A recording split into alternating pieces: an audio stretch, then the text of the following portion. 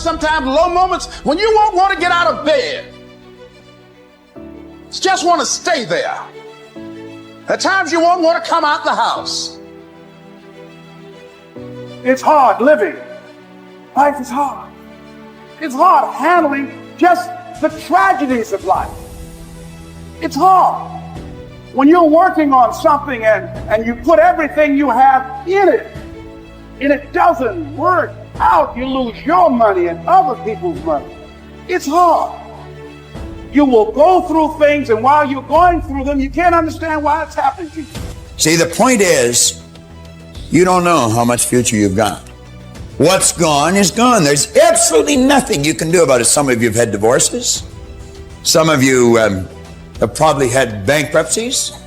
Some of you have had terrible things happen in the past. But what's gone is gone. It's in the past. And to spend your time focusing on the past is to spend the only thing that you've got, and that's what's right here, right now, because the sand never stops running. This is all we've got. And to spend your time now thinking of what happened there is making absolute certain that the future is going to be the same as the past. Now, I don't suppose many of us spend a lot of time thinking about that. A lot of us spend a lot of time making that error. Now, you can either accept that or you can get to work.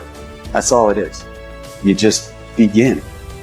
You do the math. You solve one problem and you solve the next one. Whatever drama you may be dealing with, this is not the end of you. No matter what it is not the end. You can't quit now. And the only way out is through. All you do is you fall down, get back up again, fall down, get back up again, fall down, get back up again. That's how you win. You got to be bold in life, ladies and gentlemen. If you're not bold, if you're not standing up inside yourself, if you're not willing to call into being the highest and the strongest that's within you when you're facing life's challenges, life will trample you. But see, when you discover the truth of this goodness, this power that you have within you, that truth will set you free from ever being a victim in life. That truth will enable you to handle things with a level of equanimity that will surprise you. Getting unstuck means that you are going to start living life on your terms, rather than just gliding through every day on automatic. That you have a special power within, that you know that things are going to get better for you. You know that you can handle this. And because you want some different kind of results in your life, you've got to decide that I'm going to go all out. Now listen to me. I don't care what you're going through. If you're not dead, he ain't through with you yet. As long as you waking up, you still in the game. As long as you alive, you can still make it happen. As long as that breath in your nostril boot, you still in the game. You still can win. Now get your butt up. Why do you keep crying? Why me, God? Why did I get MS? Why did I get cancer? Why did my mama die? Why did I get fired? Listen, you got put through that because what that does, that tension produces greatness. Stop running from it and run to it. Lions don't cry. Lions don't give up. Lions don't quit. Lions hunt. That's what we do for a living. We turn tragedy into triumph. You'll never obtain any substantial measure of material wealth if you insist upon living your life as if you are looking back through your rearview mirror on your automobile. Nevertheless, it seems to be a very common error which many people have turned into a habit. Let the dead bury the dead. Let it go. I don't care how bad it was, let it go. 5 years from now, 10 years from now, when you look back in retrospect at that terrible thing that's happened, you're going to find it was probably one of the best things that ever happened to you. Advancement of all kinds is preceded by a crisis. The greater the crisis, the greater the opportunity for advancement. Or you could put it another way. You could say, out of all confusion comes order. A higher degree of order than that which existed prior to the confusion. Because you see, the confusion was a learning state. Remember, I was pointing out that business is fun. It really is. I see business as a game. It's a game we're playing, and we play to win. And when we're winning, we're having fun. And when we're losing, we're learning. Let's treat both of the experiences exactly the same. They're learning experiences. Now we say, remember the old adage which says, let the dead bury the dead. Stop looking back on your life and worrying about the things which have already occurred and which you can no longer alter. It's like trying to change the time you got out of bed this morning. You're never going to be able to do it. That stands for eternity. You cannot go back and change it, since you cannot let it go. Pursuing that kind of mental activity will never lead to anything worthwhile, any worthwhile accomplishment in your life. You should understand, moreover, that all accomplishments in your life, you should understand, moreover, that all of the great achievers of the past have been visionary figures. They did with their life what, like Scott was saying, he does with his music. He heard it in here. They see their life in here. They're building visions of a great future. We've got a vision of a great company. We've already got a great company. We want a better one. We serve a lot of people. We want to serve more. And as we do, we receive greater rewards. Because when we receive greater rewards, we become more comfortable, more creative, and we can provide more service. It's a beautiful cycle that we're in.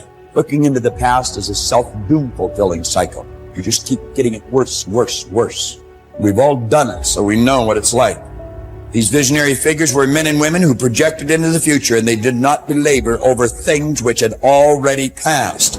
They thought of what could be rather than what already was, and then they moved themselves into action to bring these things into fruition. If there were tips for success, everybody would have been successful. There are no tips for success. Only those who are not so successful, or those who are not successful, think somewhere if you read 10 points in a book, you're going to be successful. We need to understand this. If you want to be successful, don't seek success. What you seek is competence. If you enable yourself, and if you do something well, other people will say you're a success. If you think, I'm a success, it's foolish, isn't it? You're doing something, and you're doing it well. Other people in the town, or in the country, or in the world, people will say, oh, he is doing something really successful. They're looking up to you. That's fine. You look up to yourself. That's madness, okay? You don't seek success. You seek empowerment, you seek competence, you do it. David Goggins, he wrote me last night, and I can't repeat what he said verbatim, but the basis of his message was, be the guy who embraces the ugly, the miserable. Be the guy who embraces hard work, the grind. Don't be afraid of being hurt. Don't be afraid of sacrificing some blood. Deep inside yourself, are you a good guy trying to be bad, or are you a bad guy trying to be good? That's a good question. I think I am a bad guy that's trying to be good. Just because religiously we're all sinners. We're all sinners. We're born into sin. I hate you. I hate you. He still sucked. Let me tell you what I don't suck at is, you saw already. You were crying on Ken Velasquez's shoulder. So well, I'm gonna prove. you know what? Actually, you know what? I don't want to be a commentator. I just want to make you cry backstage again. You just want to beat me as I want to beat you, but I'm still gonna be a commentator. I want to beat. I want to beat. Yeah, you want to. You want to do it again. I already beat. But you're not gonna beat me on Saturday you're night. not gonna beat me. Okay, sure thing. Okay. So what is that like being John? Like, what is that like thinking there isn't another man on the planet that could do anything to you in hand-to-hand combat? Hey, yo, you still there? You're the scum of the earth. You are a terrible human being. Thank you. I wish they would let me next door so I could spit in your face. You know I would absolutely kill you if you ever did something like that, You right? could never kill me. Oh, I think so, I could. Then you should try, John. You really should try, John. No, I would literally kill you if you said that, though. Yeah, let's try that, John. Literally kill you. Let's try that, John. I'm not saying I would fight you. I said I would kill you. I embody the spirit of a martial artist, the heart of a martial artist, what it truly means to be a martial artist. I'll give up my arm, I'll give up an eye, I'll give up a toe. It doesn't matter. There's nothing you can do to stop me, Daniel Cormier. There's absolutely nothing you can do. Maybe you will get me down once. I believe in my whole heart that I'll get you down too. But the difference is When I get you down, your face will open up. There is nothing you can do to stop me from coming at you round after round with the most malicious techniques I know. You will lose this fight, Daniel Cormier. I want you to believe it. Every ounce of training you put in leading up to this fight will be a waste of your life.